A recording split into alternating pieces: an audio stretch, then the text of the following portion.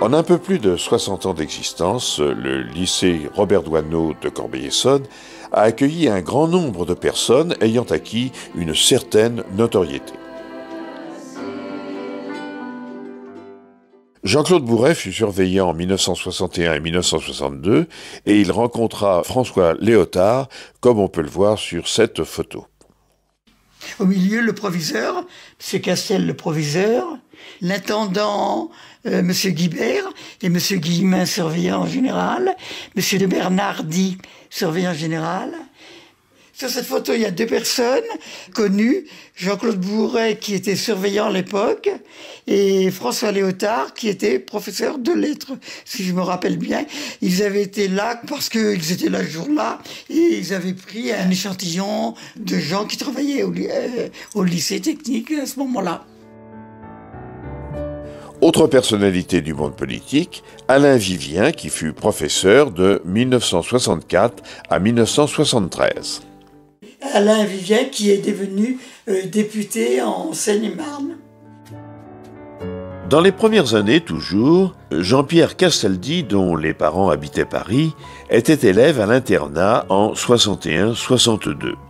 Il gardera le souvenir de sa rencontre avec un professeur en particulier, Jean-Pierre Camincker, alors professeur de français-latin et frère de Simone Signoret.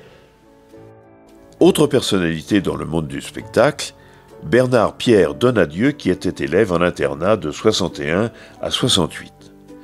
En 68, en terminale littéraire, il y avait un dénommé Bernard-Pierre Donadieu. Comédien. On l'a. Qui est maintenant. Comédien. Comédien. Oui, comment Merder, il se posait un peu là. Et alors, il a harangué la foule parce qu'il avait quand même du verbe et puis ça. Ouais. Tout ça dans la période dure, là, la première quinzaine de mai, Ouais. je me souviens. Et on faisait ça. Et donc, lui, il était le premier à organiser tout ça et il marchait devant. Bernard-Pierre Donadieu fréquentait le lycée exactement en même temps que Niels Arestrup. 50 ans de carrière sur les planches, à jouer Tchekhov, Strindberg, Duras. Et vous amusez. Un enthousiasme que la professeure de théâtre Tania Balachova lui a transmis dès ses débuts, à l'âge de 20 ans. Vous serez aussi vrai quand vous saurez dire des mots beaux. Celui qui l'a mis sur la voie de ses grands rôles sur les planches, c'est le metteur en scène Peter Brook en 1981. Il lui confie le rôle de Lopakhin dans La cerise d'Anton Tchekhov, un dramaturge cher à son cœur avec lequel il apprend à exprimer beaucoup en peu de mots. Le hasard fait qu'il partagera la scène en 1981 avec Jean-Paul Denison, lui-même ancien élève du lycée, de 71 à 78. C'est bien plus tard que deux autres acteurs de cinéma et de théâtre sont passés par le lycée. Hubert Koundé d'abord, de 1987 à 1990. Est-ce que vous avez quelque chose à dire sur les personnages? Moi, je veux bien incarner la morale. Ok, bon, moi je veux bien incarner la morale l'action. de l'histoire, c'est moi. Et lui, c'est quoi? Lui, c'est Et lui, c'est le bouffon du roi. Boum. Ce film-là, c'est une bombe atomique. Et Jérôme Ardelet, ensuite, de 2001 à 2004. Gavroche! Gavroche, on te dit reviens! Fais mon marché, citoyen! Reviens! On est les à Nanterre. Ouais, mon caractère, c'est la faute à Voltaire. Misère, mon trousseau, c'est la faute à Rousseau. C'est donc ça la mitraille. Je croyais qu'il pleuvait. Gavroche! Gavroche! Non! Reste ici! Il va pas! Tout le monde a couvert! Gavroche!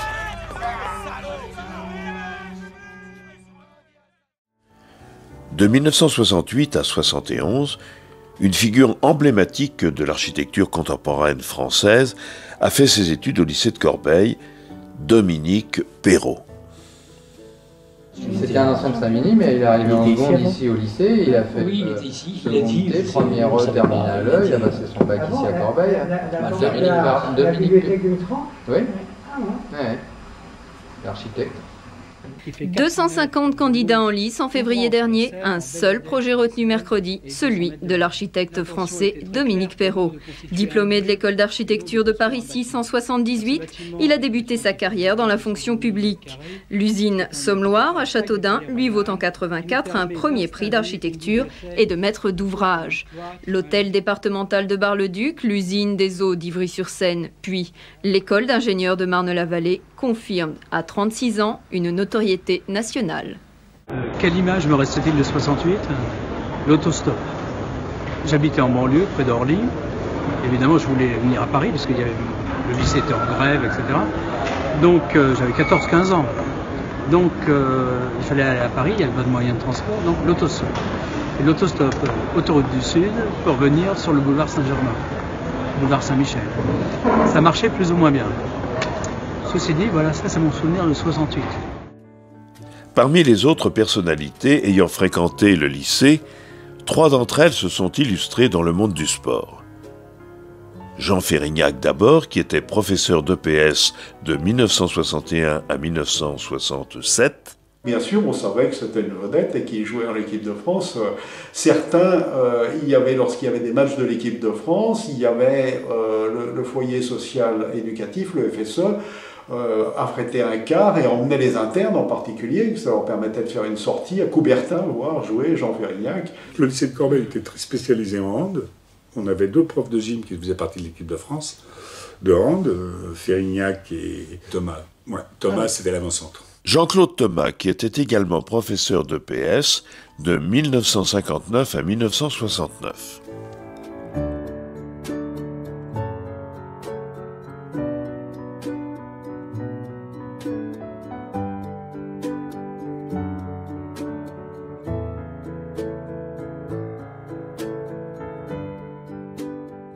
Enfin, un certain François Tracanelli, dit Traca, qui était élève de 1962 à 1969. Tracanelli, il a été champion de France, recordman de France, enfin c'était un des premiers grands sauteurs français qui sortait du lycée de Corbeil. 5,40 m, c'est son record de champion d'Europe junior de saut à la perche. Il a de l'humour, du caractère et un tel souci de ne pas se prendre au sérieux qu'on finit par le croire prétentieux.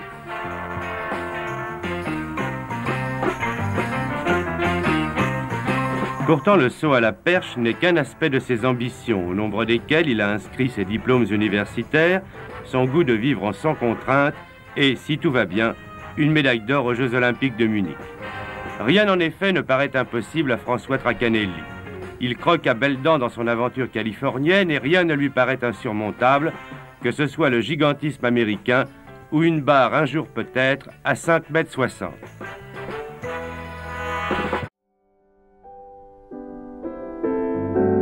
Une personnalité a réussi à percer dans le monde de la musique classique tout en poursuivant brillamment ses études au lycée de Corbeil-Essonnes de 1999 à 2002, Marie Vermelin.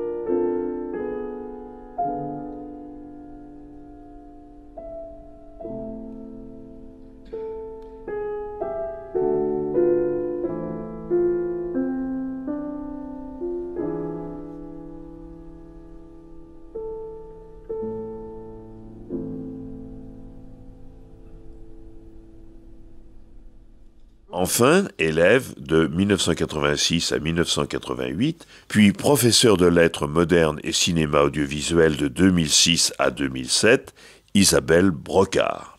Bonjour, je m'appelle Isabelle Brocard, je suis cinéaste et j'ai réalisé Madame de Sévigné. Moi, je travaille très lentement, donc c'est très long d'écrire, c'est très long de tourner, c'est très long de monter, tout est très long. Et à un moment, enfin, le film n'est plus à nous, il n'est plus à moi. Il est aux gens qui vont le voir et qui vont y projeter des tas de choses. Et ça, c'est très émouvant.